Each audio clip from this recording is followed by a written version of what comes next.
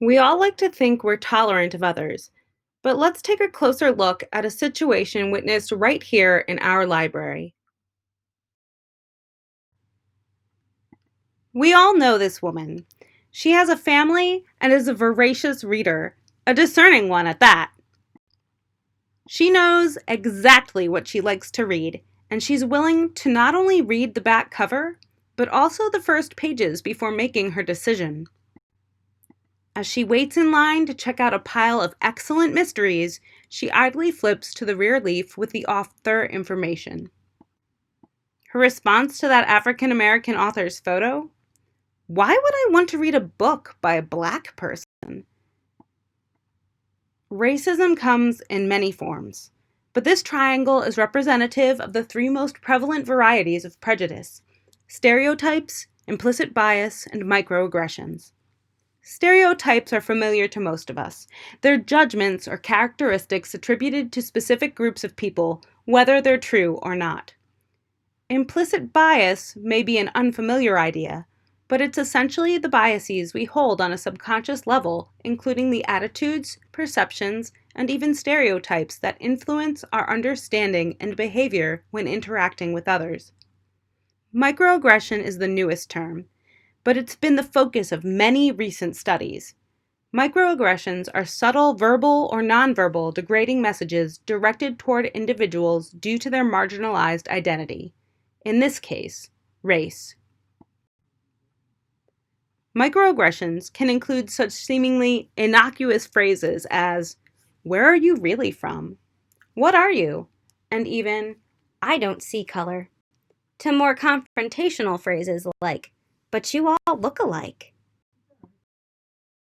While stereotypes, implicit bias, and microaggressions are more commonplace forms of racism and prejudice, unfortunately, latent forms of racism still exist, even in our tiny community.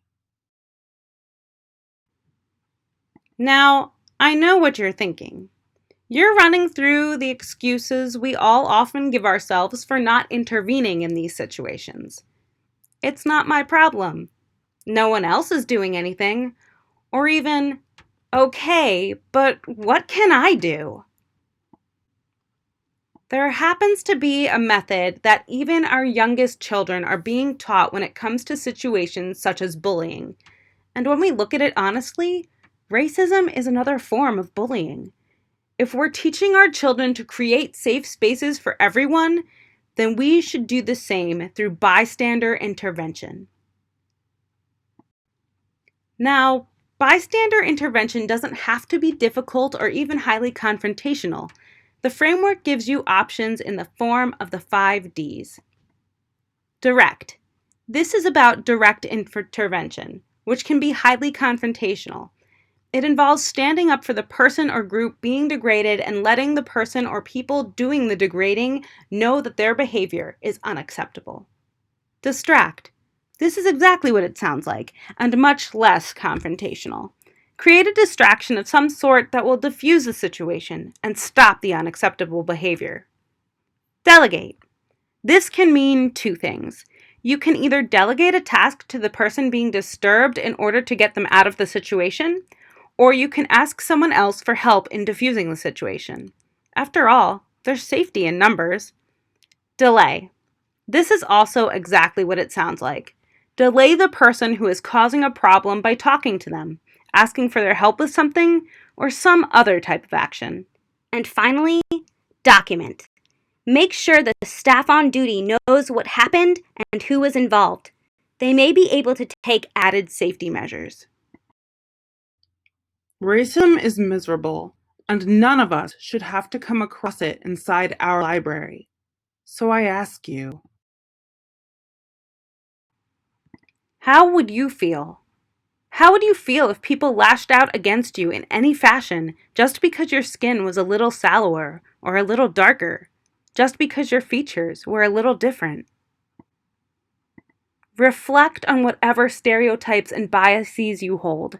Reflect on why you have them. Reflect on where they came from. Reflect on if you need to change them and how you can change them to make our community a more accepting place.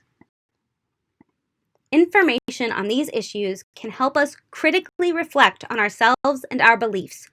As a librarian, I will always suggest a good book, and books on race issues are available for all ages and abilities.